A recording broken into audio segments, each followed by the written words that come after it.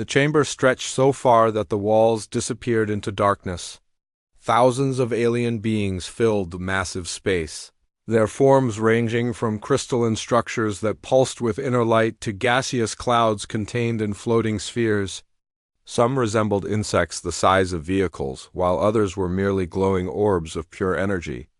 The air hummed with translation devices working overtime, converting 1,000 languages into comprehensible sound. At the center of it all stood 3 humans, looking impossibly small and fragile. Ambassador David Harper stood in the middle, flanked by his 2 advisors. He wore a simple black suit, no weapons, no visible technology. Around him, a gravity field held him suspended 10 feet above the chamber floor, isolating him like a specimen under examination.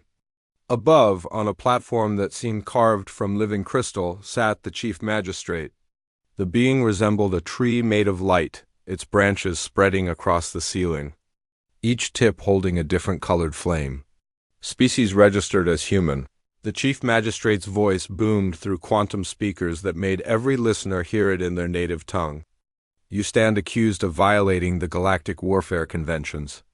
Your vessels deployed prohibited technology against the Drexen forces. The evidence is clear. The penalty is isolation. Your home system will be sealed for 5,000 years. The chamber erupted in sounds of approval. Clicks, whistles, electromagnetic pulses, and stranger noises that human ears could barely process. This was justice in action. This was the Council protecting civilized space from dangerous newcomers. David Harper said nothing. His face remained calm, almost peaceful. This seemed to irritate some of the assembled delegates, a massive insectoid creature, its carapace decorated with medals from a dozen wars, rose to speak. The humans have been in space for barely 200 years. They knew the rules. They chose to break them. We show mercy by not ordering their extinction. More sounds of agreement. The decision seemed final. Then David Harper smiled. May I speak? He asked quietly. The chief magistrate's flames flickered with surprise. Condemned species rarely ask for permission to address their judges.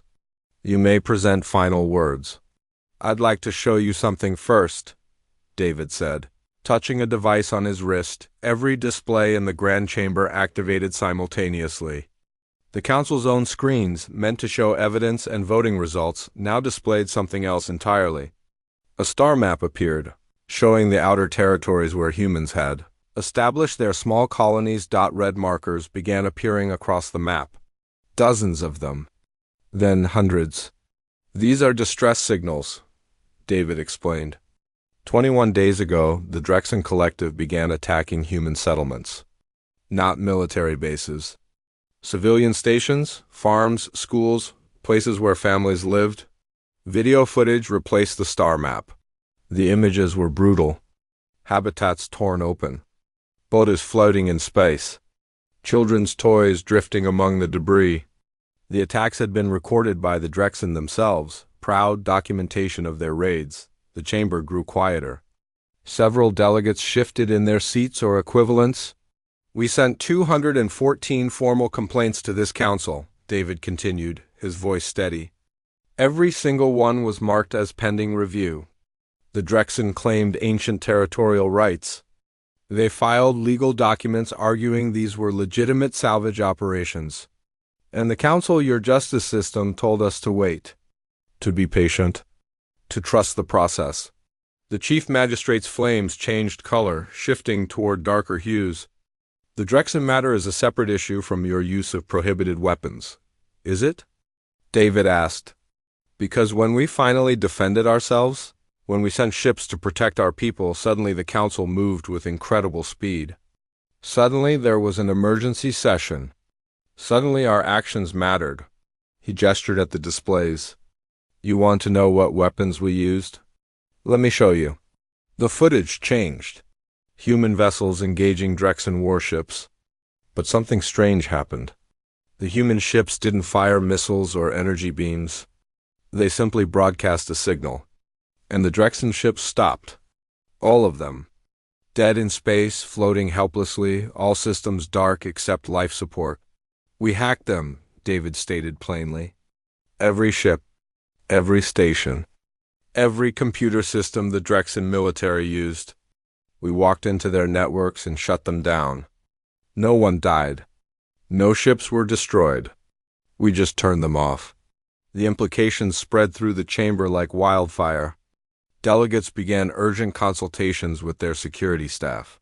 The Drexen use Quantum Class 7 processors, David explained, licensed through Council-approved manufacturers.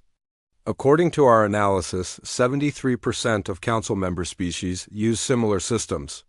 Same basic architecture, same fundamental design, same vulnerabilities. The Chief Magistrate's form flickered with alarm. You claim you can penetrate Council security systems? I'm not claiming anything, David replied. Then he paused. Actually, let me demonstrate. Every screen in the chamber went black. For 3 seconds, the grand chamber fell into confused silence. Then the displays came back online, but they showed things they shouldn't. Security camera feeds from private meeting rooms, medical records of delegates, financial transactions, secret communications between species plotting against each other. Chaos erupted. Delegates screamed in their various languages. Security systems tried to engage but found themselves unresponsive. The Chief Magistrate attempted to activate emergency protocols, but nothing happened. We've been inside your system since the moment we entered this station, David said, his voice cutting through the panic. We know everything. Every secret deal. Every political arrangement. Every species that voted to abandon us to the Drexen because protecting humans wasn't politically convenient. The massive insectoid delegate who had spoken earlier tried to access his personal security forces. His communication device remained silent. David's expression hardened. You want to judge humanity? Then understand what you're judging. We didn't attack the Drexen because we're savage. We showed incredible restraint. We could have destroyed their fleets. We could have eliminated their military capability permanently. Instead, we shut down their systems and left everyone alive. But you've made something very clear to us. When we follow your rules, when we trust your justice system, when we believe your promises of protection, our people die while you debate. He turned slowly, addressing the entire chamber. So here's what happens next. You will recess this tribunal. You will investigate the Drexen attacks properly. You will explain to us why we should continue respecting Council authority when that authority clearly doesn't protect species like us. This is an act of war. Someone shouted. No, David corrected. This is a message. War is what happens if you try to freeze our star system in some temporal prison while pretending it's mercy. The displays shut off. Systems restored to Council control.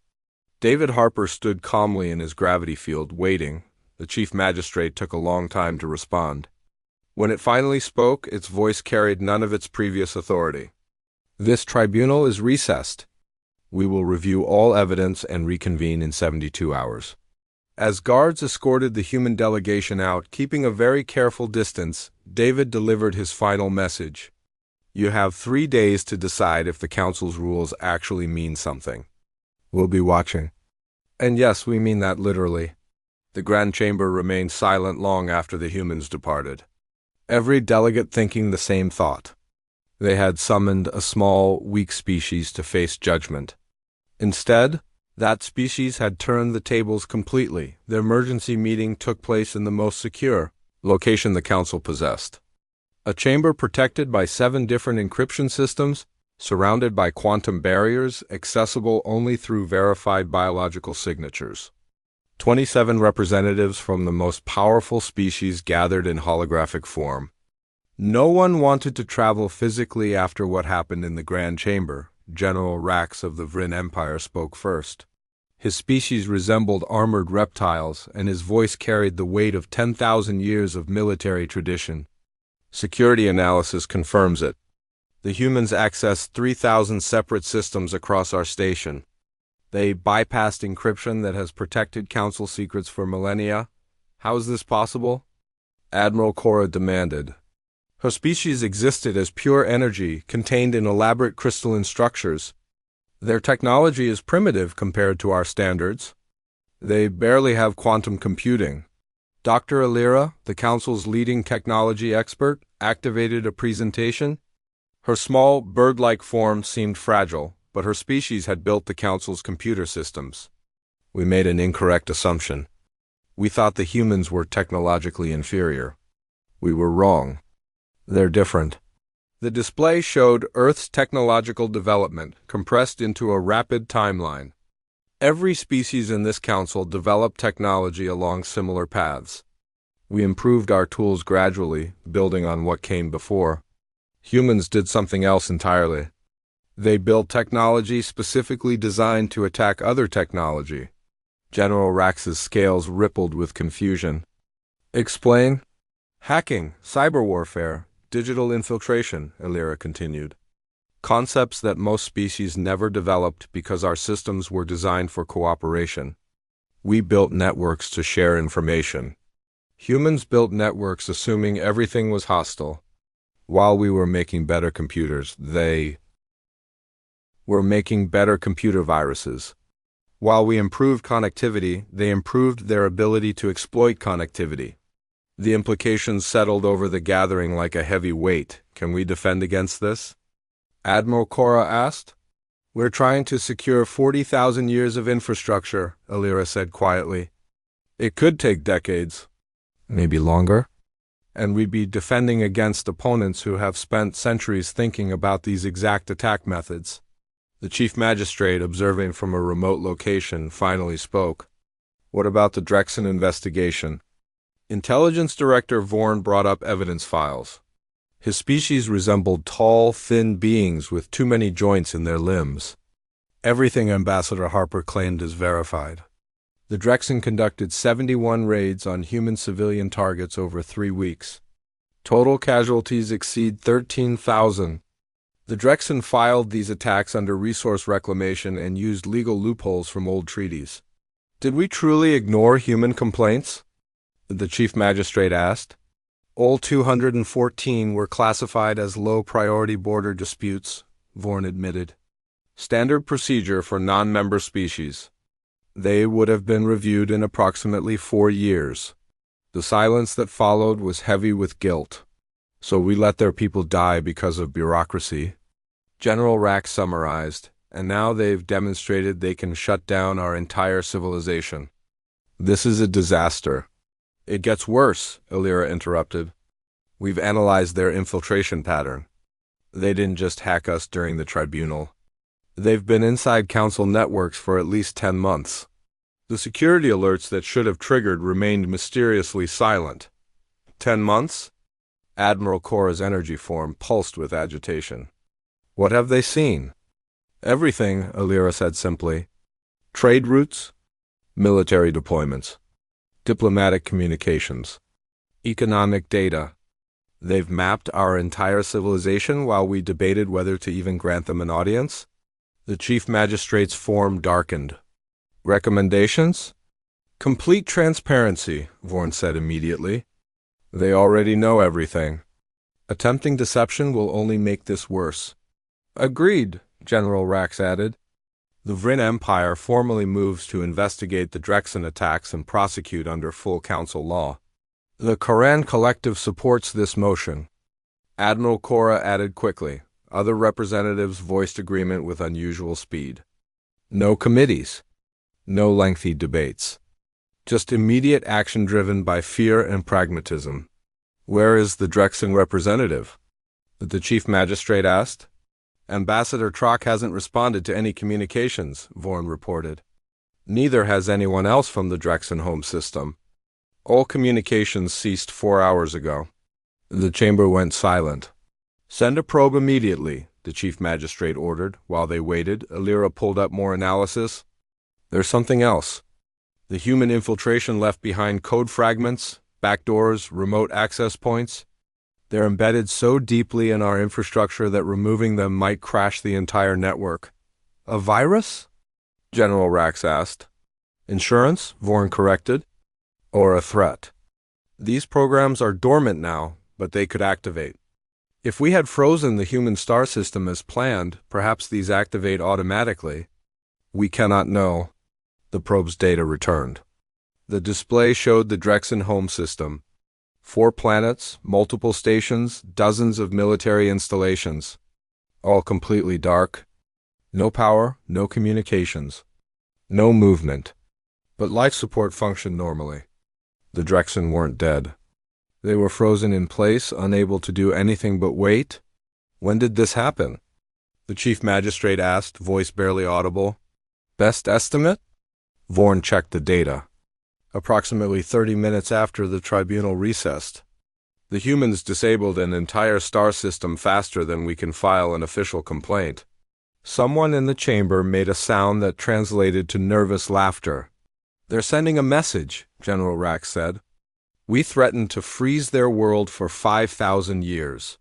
So they showed us they can freeze any system they choose, whenever they choose. They also showed restraint, Alira added. Life support is functioning. Medical facilities operational. Food production systems online. They didn't harm anyone. They just paused an entire civilization. A new message appeared on every display simultaneously, bypassing all security protocols. It came from Ambassador David Harper. We don't want your territory. We don't want your resources. We want 3 things. First, immediate justice for the Drexen attacks with full reparations. Second, recognition of Earth as a sovereign power with complete council membership. Third, establishment of a new law stating that attacks on any species, civilian population will receive immediate mandatory council response. You built this galactic order on rules. Prove those rules protect everyone, not just the powerful. You have 68 hours remaining. The emergency session didn't end. It transformed into a working committee that operated through the night, racing to meet demands that normally took years to process. Because every representative understood one truth. Humanity hadn't joined galactic civilization through diplomacy. They had hacked it. And now they were rewriting the fundamental code according to their own specifications. Ambassador David Harper didn't rest during the 3-day deadline. He monitored everything from his quarters aboard the human ship Defiance, watching the Council's frantic activity in real time through systems they didn't know he could access. His second-in-command, Colonel Lisa Grant, brought him coffee. They're actually moving forward. The Drexen leadership is being arrested. They've drafted the civilian protection law. The membership vote is scheduled for tomorrow. David nodded, studying the data flowing across his screens. They're moving because they're afraid. But fear creates temporary compliance, not lasting change. We need to ensure this becomes permanent. The technology teams are panicking, Lisa continued. Dr. Alira's group found 20,000 backdoors we planted. They estimate 40 years to verify every system. They'll find more, David said calmly. Some are obvious. The real ones are much deeper. An alert sounded. The chief magistrate requested private communication. David accepted. The tree-like being appeared in hologram form, its flames dim with exhaustion. Ambassador Harper, I understand you don't require rest. Neither do you, apparently. Difficult to rest when your civilization's infrastructure has been compromised. The chief magistrate's flames flickered. I'm speaking unofficially. This conversation is private. Not from us, David said honestly, but continue. The bluntness seemed to surprise the magistrate. Your infiltration required years of planning. You've been preparing for this confrontation since before you even applied for council membership. David didn't deny it. We learned long ago that hope isn't a strategy. When we reached the stars and found we weren't alone, we had 2 choices. Assume you'd be fair or prepare for the possibility you wouldn't be. So you assumed hostility. We assumed indifference, David corrected, which proved accurate. The Drexen killed 13,000 civilians, and your response was to file it as pending review. To us, indifference and hostility produced the same result. Dead families. The chief magistrate's flames shifted colors. The council governs almost 1,000 civilizations. Conflicts arise constantly.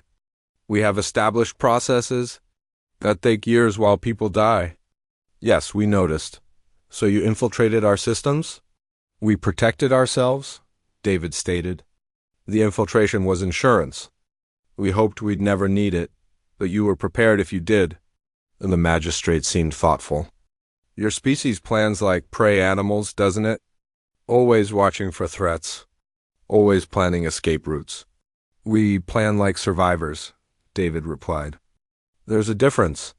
The chief magistrate changed colors, flames shifting to a shade that suggested reluctant respect. I've led this council for 12,000 years. Never seen anyone force institutional change this rapidly. You terrified 1,000 civilizations into rewriting. Laws that stood for millions of years. Good, maybe. Now those laws will protect people, instead of just maintaining order. You understand. This makes humanity dangerous to everyone? Every species now views you as a threat. David leaned forward. They already viewed us as insignificant. At least now they'll think twice before ignoring distress calls from supposedly minor species. We're not the first civilization buried in your bureaucracy.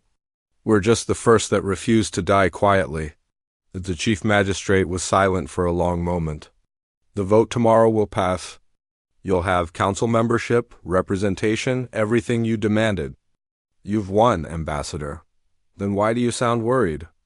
The flames shifted to deep red, indicating fear. Because I've studied Earth's history. Your species has a pattern. Whenever you develop new capability, you immediately use it against yourselves. You fight constantly, viciously, creatively. David's expression hardened. We also develop medicine while fighting disease. Democracy while fighting tyranny. Space travel while fighting limitations. We're complicated. You're dangerous, the magistrate said bluntly. Every species in this council achieved peace before reaching the stars. You brought your conflicts with you. What happens when humanity has internal war? When your factions turn these weapons on each other? It was a fair question. David considered his response carefully. Then we deal with it. That's what we do. We make mistakes, we fail, and we keep trying. It's messy and imperfect, but it's gotten us this far. It's also gotten millions of your people killed in your own conflicts. And we've saved billions more through cooperation when it mattered, David replied. You want us perfect before treating us as equals. We're just asking to be treated as people. Flawed, dangerous, unpredictable people who deserve the same protections you give everyone else. The chief magistrate considered this.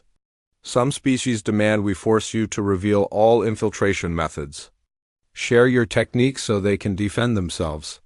Absolutely not. They'll see it as proof you plan future attacks. Let them, David said coldly. The moment we share our capabilities is the moment we're vulnerable again. We won't return to being defenseless. So we're supposed to live with the threat of you disabling our civilization whenever you choose?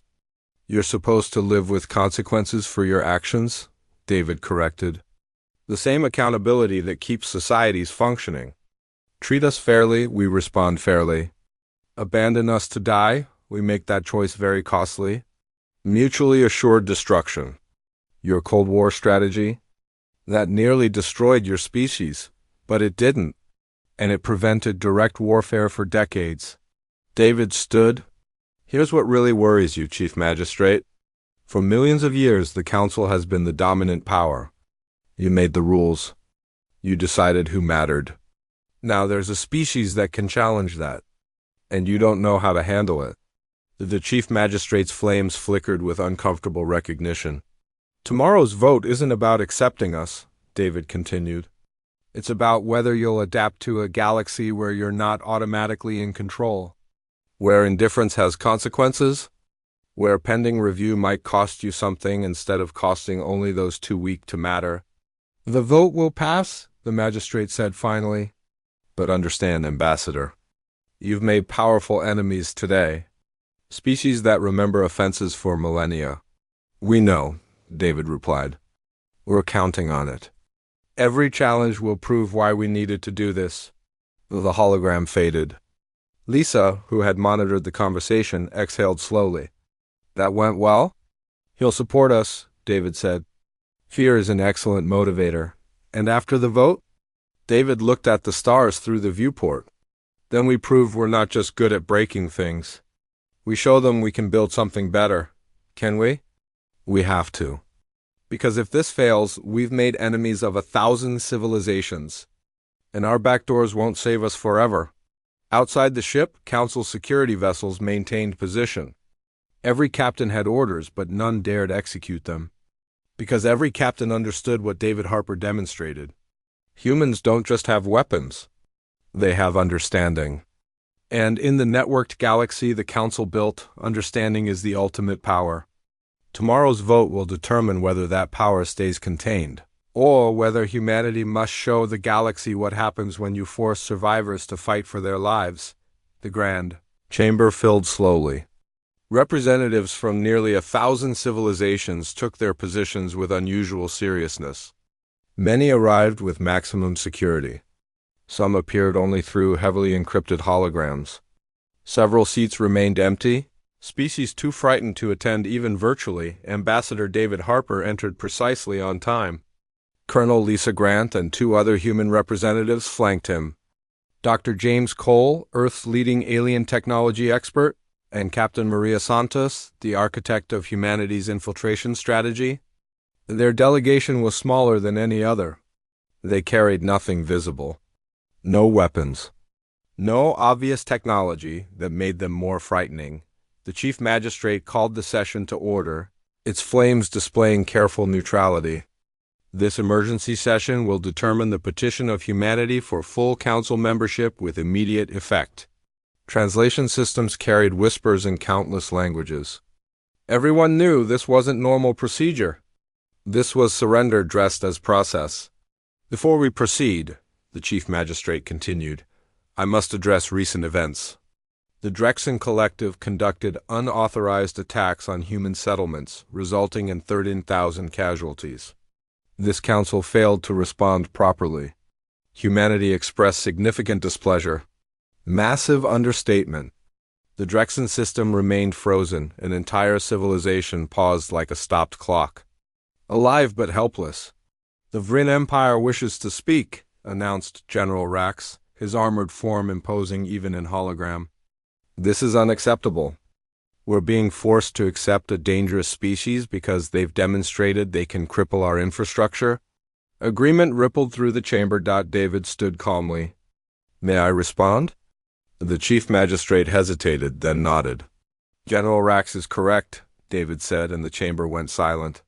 We did demonstrate our capabilities. We did infiltrate your systems. We did freeze an entire civilization to make a point. He paused, letting honesty land. But the General conveniently forgets why. We filed 214 formal complaints about attacks on our civilians. All ignored. We followed your rules, your procedures, your diplomatic channels. And while we waited for justice, 13,000 humans died. Most of them children. Displays activated around the chamber, showing images from the Drexen attacks. Families destroyed. Habitats breached. Bodies in vacuum.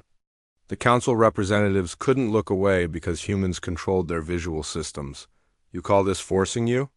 David's voice hardened. We tried your way first. We trusted your justice. We believed your promises that the Council protects all species. We learned those protections only extend to the civilizations you consider important. The images shifted to show Council records. All 214 complaints, stamped pending review, estimated resolution time measured in years. Then casualty reports? Then names of the dead? We're not asking to join because we admire you, David continued. We're demanding a mission because we refuse to remain outside a system that controls our survival. You can accept us and adapt to a galaxy where actions have consequences. Or you can reject us and discover what happens when a species with nothing to lose decides to fight back. General Rax's scales rippled with agitation. You speak of our indifference, but what of your aggression? You froze an entire star system.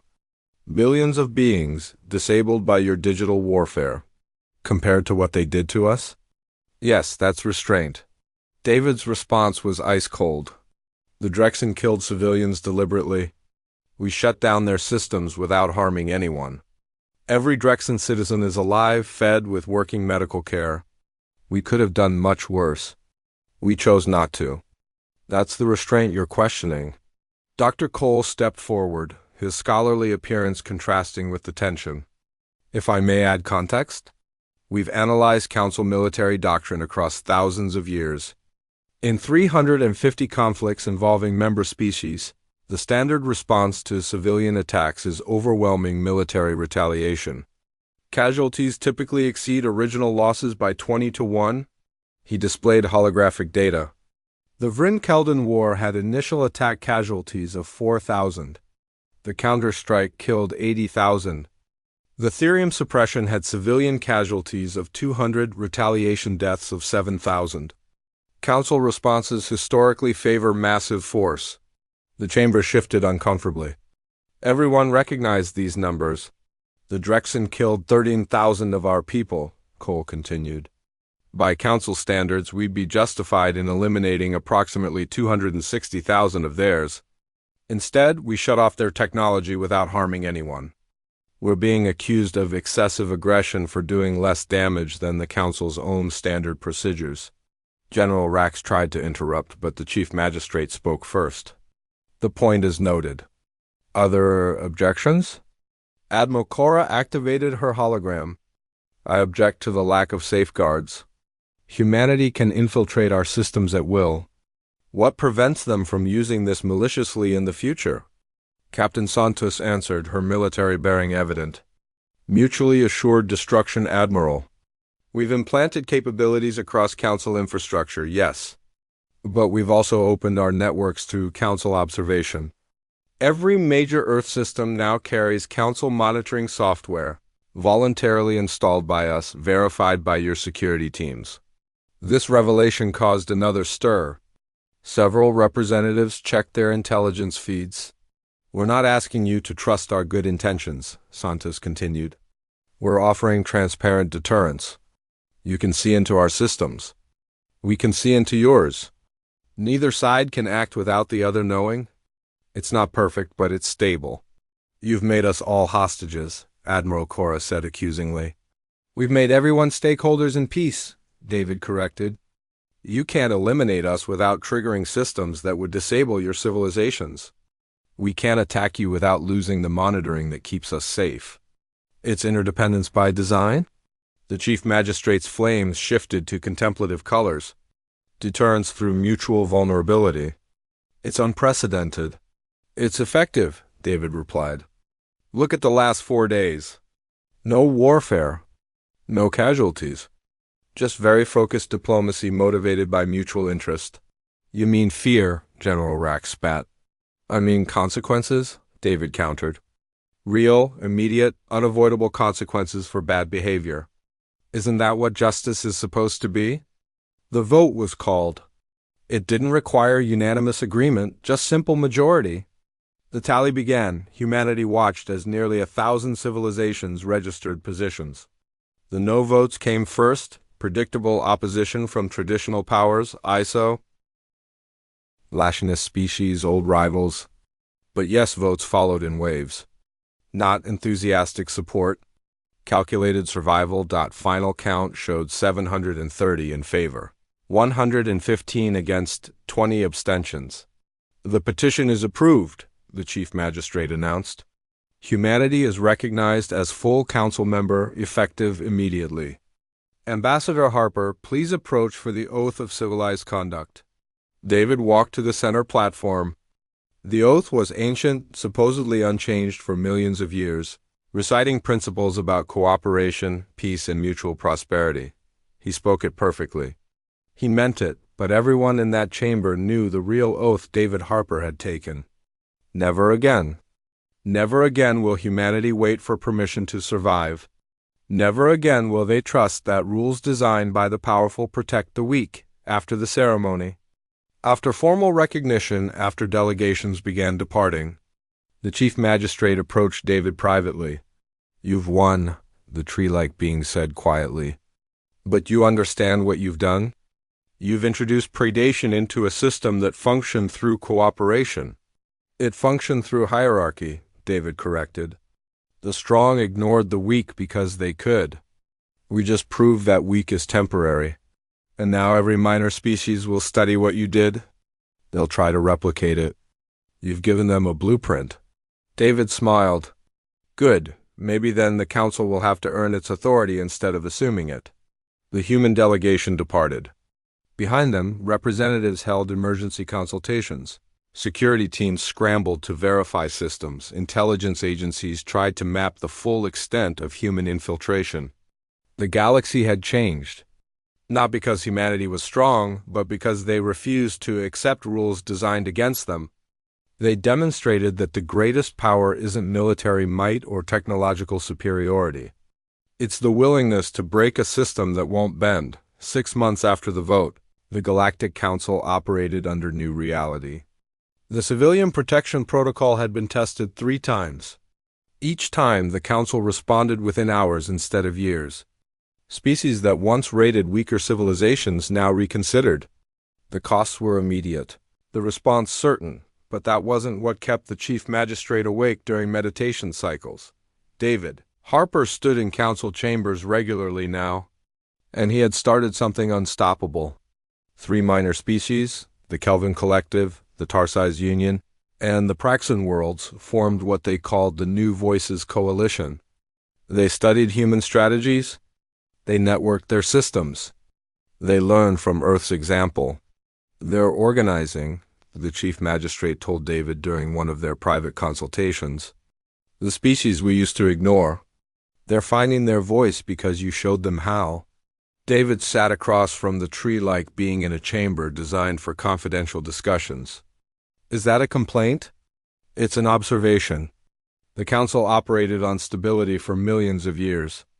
Predictable hierarchies. Clear power structures. You've introduced chaos. I've introduced accountability, David countered. There's a difference. The Chief Magistrate's flames shifted through complex colors. The Vryn Empire is still pushing for your expulsion. They're gathering support, calling you a dangerous precedent. Let them push. We've been transparent about our capabilities. Every species knows where we stand. That troubles me, the Chief Magistrate admitted. You've been too transparent. You've shared technology, helped minor species improve their security, even worked with the Kelvin to redesign their networks. Why? David leaned forward. Because fear only works temporarily. We forced our way into the Council, yes. But if we want to stay, if we want to actually be part of galactic civilization, we need to be more than a threat. We need to be valuable. So you're building alliances. We're building partnerships. There's a difference. David displayed a star map showing human diplomatic missions across dozens of sectors. In 6 months, Earth engineers have helped 20 species upgrade their systems against the infiltration we used. We've shared defensive techniques, taught counter-intrusion methods, helped build genuine security. You're teaching others to defend against your own weapons. Why reduce your advantage? Because monopoly-based deterrence doesn't last. Someone always finds a counter. But deterrence based on mutual interest is sustainable. David highlighted collaborative projects. The Kelvin now have security that makes them genuinely difficult to hack. In exchange, they've opened trade. The Tarsi's learned our techniques. In return, they're sharing gravitational technology. The Praxin improved their networks. Now they're partners in developing new protocols. The Chief Magistrate processed this. You're transforming threat into trade. We're transforming inequality into interdependence. The Council maintained power by keeping species dependent on you. We're building a network where species depend on each other, including us, but not only us. The Chief Magistrate's form darkened. You're describing a parallel power structure. The New Voices Coalition could challenge Council authority. Or it could make the Council better, David suggested. Right now you're worried about losing control. You're missing the opportunity. These minor species aren't trying to overthrow you. They're trying to be heard. Work with them, like we worked with you. Exactly. We forced confrontation because we had no option. But look at the result. The Civilian Protection Protocol has prevented 6 conflicts already. The Drexen were prosecuted, survivors received reparations, and we established precedent that civilian populations are protected. That's not chaos. That's improvement. An urgent alert interrupted them. Admiral Cora appeared via emergency hologram. We have a situation. The Vexor Empire just launched military strikes against the Kelvin collective homeworld. 20 orbital stations destroyed. Casualty estimates in the hundreds of thousands. The chamber went cold. This was exactly what the protection protocol was designed to prevent, and exactly the test that would determine whether the new order actually worked. David was already moving. Status of Kelvin defenses? Overwhelmed, Cora reported. The Vexor committed their entire 4th fleet. This isn't a raid. This is invasion. Why? The Chief Magistrate demanded. What provoked this? No provocation we can identify, Cora said grimly. Best assessment shows they're testing whether the Council will actually enforce the new protocols. The Vexor always resented restrictions. They're challenging the protection protocol's legitimacy. David's mind calculated rapidly. The Kelvin were Earth's partners. If humanity didn't respond, the whole deterrence structure collapsed. Every species they worked with would realize protection was empty. But if they responded too aggressively, they proved the Council's fears correct, that humans were destabilizing warmongers. What's the Council's official response? David asked. The Chief Magistrate's flames flickered rapidly. Emergency session is convening. Standard procedure requires investigation, debate, proportional response authorization. It will take days. The Kelvin don't have days. They have hours. Lisa Grant appeared on David's communicator. Sir, the Vexor assault coordinates with a media campaign. They're broadcasting justifications across networks, claiming the Kelvin were building weapons, threatening stability, acting as human proxies. David understood immediately. This wasn't just military action. It was political maneuvering designed to discredit both the Kelvin and humanity. If Earth responded militarily, it proved they're aggressive. If they didn't respond, it proved the alliances were worthless. We need a third option, David said quietly. Captain Santos appeared next to Grant. We have one.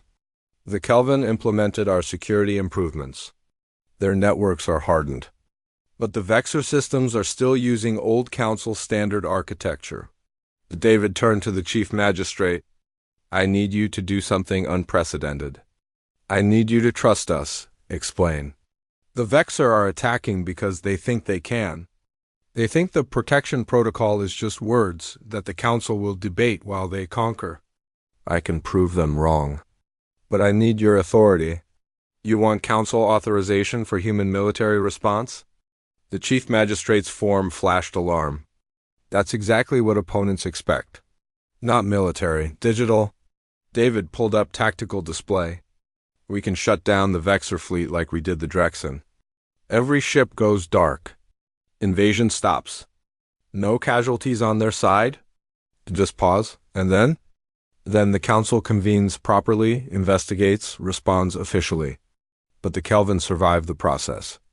And every species sees that the protection protocol has actual teeth. Admiral Cora interjected. If humanity does this alone, it looks like unilateral aggression.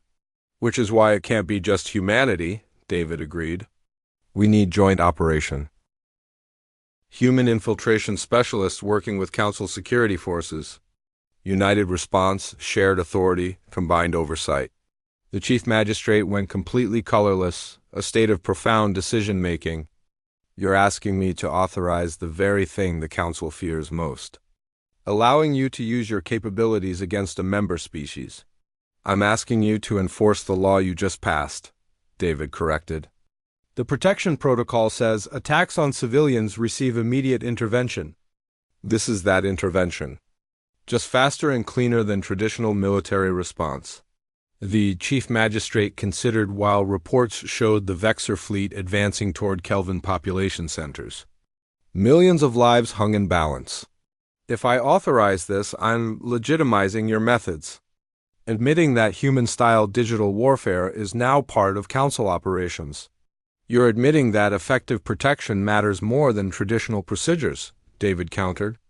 Choose, Chief Magistrate. Maintain your old order and watch the Kelvin die while you debate, or adapt to the new order and save them. The Chief Magistrate's flames flashed through colors, then decided. Authorization granted. Joint operation. Human methods, Council oversight, complete transparency. Agreed. David opened channels immediately. Captain Santos, coordinate with Admiral Cora's security teams. Full data sharing. Show them everything we're doing in real time. Broadcasting all infiltration methods? Santos confirmed.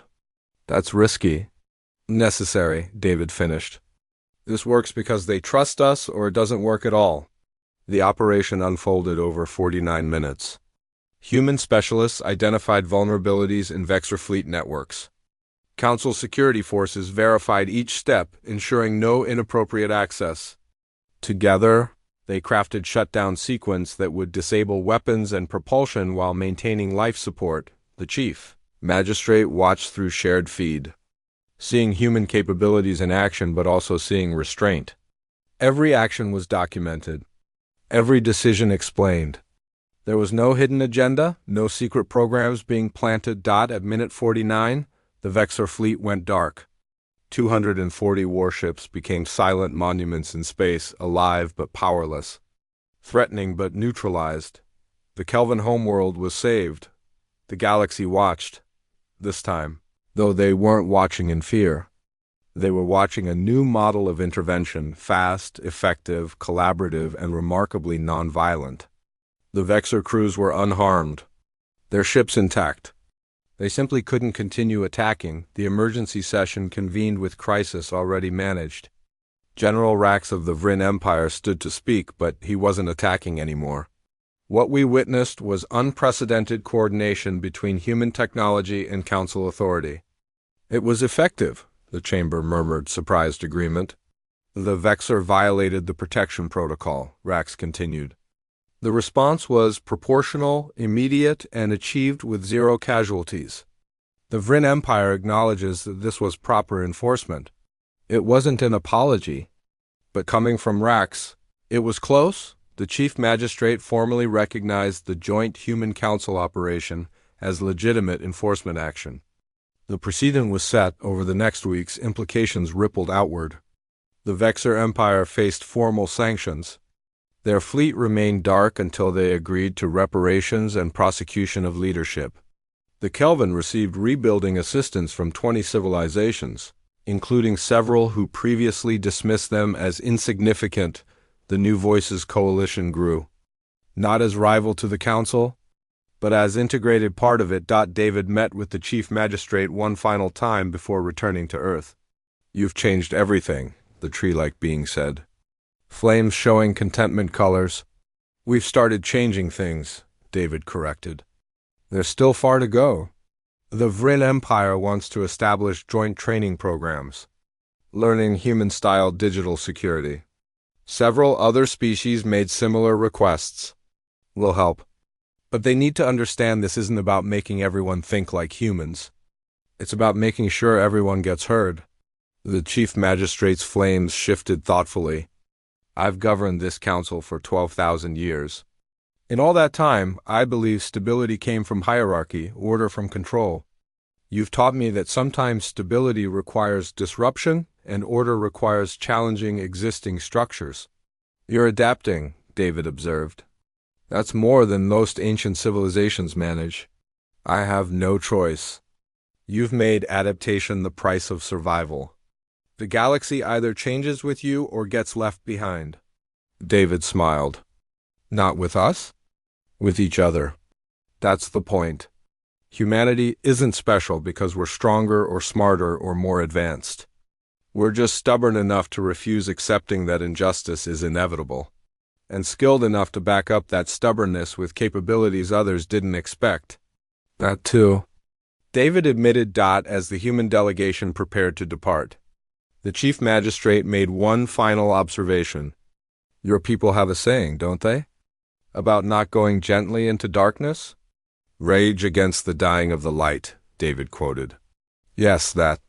The chief magistrate's flames shifted to deep colors indicating respect. For 12 million years, civilizations came to this council seeking protection, aid, advancement.